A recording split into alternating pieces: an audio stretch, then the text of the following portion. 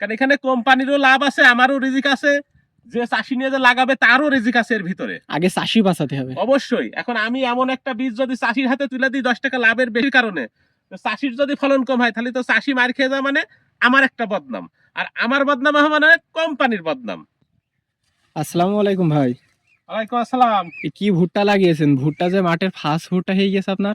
ভাই যে ভুট্টা লাগাইছি হচ্ছে টাইটান 55, নতুন বীজ এবার প্রথম আসছে।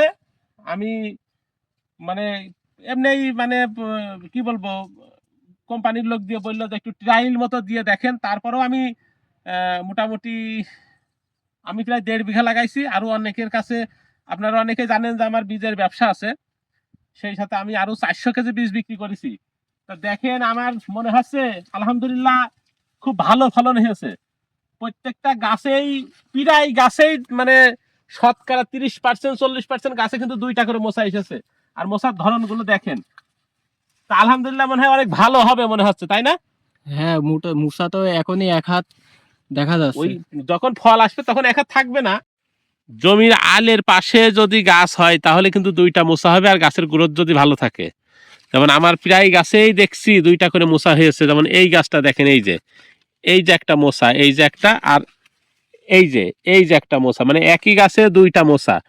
আর এই 2টা মোচার গাছের যে গ্রোথ আর বৃদ্ধি আছে তাতে কিন্তু 2টা মোচাই কিন্তু পরিপূর্ণতাই বড় হবে, মানে একই রকম বড় হবে।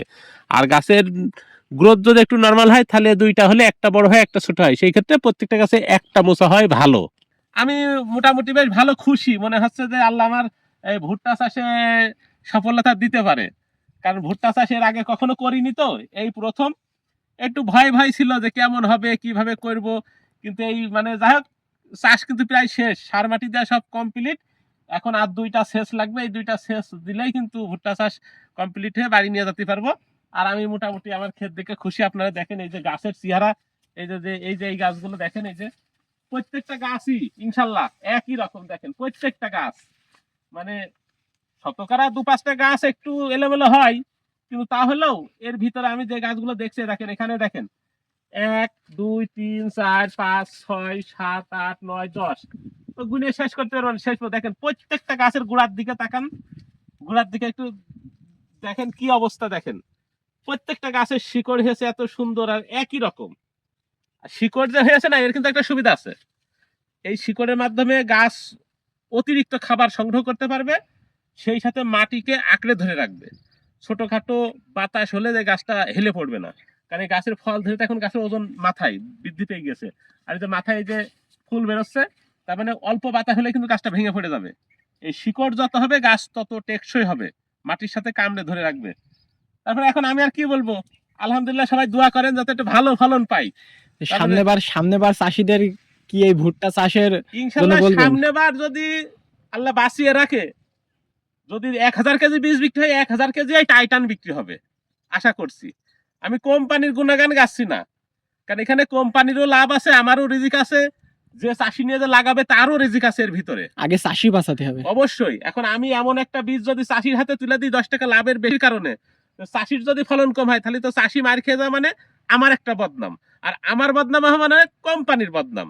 মানে এক ক্ষেত্রে কিন্তু ওই সেই উঁচু থেকে নিচ পর্যন্ত বা নিচ থেকে উঁচু পর্যন্ত সব একই বিষয়। কিন্তু তা আমার যেহেতু আলহামদুলিল্লাহ ভালো হয়েছে, অনেকে দেখছে, মাঠে আসছে, যে কি আমার কাছে অনেকে জিজ্ঞেস করছে, কিন্তু কালকে একদম জিজ্ঞেস করছে যে তুমি কি ভুট্টা লাগিয়েছ, তোমার ভুট্টা। আমি কাছে যে আপনারও যে ভুট্টা দিছে আমার কাছে, তাহলে আমাকে তার কাছে ছোট। আমি কাছে ইনশাল্লাহ সঠিক পরিচর্যা করবেন, আশা করা যায় ভালোই হবে, খারাপ হবে না। সুস্থ সবল গাছ মানেই কিন্তু পরিপূর্ণ দানা। আর এই রকম যদি সুস্থ সবল গাছ যদি হয় তাহলে ইনশাল্লাহ ফলনটা কিন্তু ভালো হওয়ার আশা করা যায়।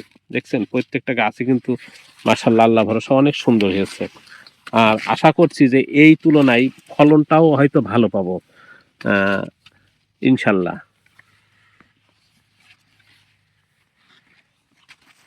যাক, সবাই একটু দোয়া করবেন আমার জন্য, যেন আল্লাহ ভালো একটা ফলন দেয়।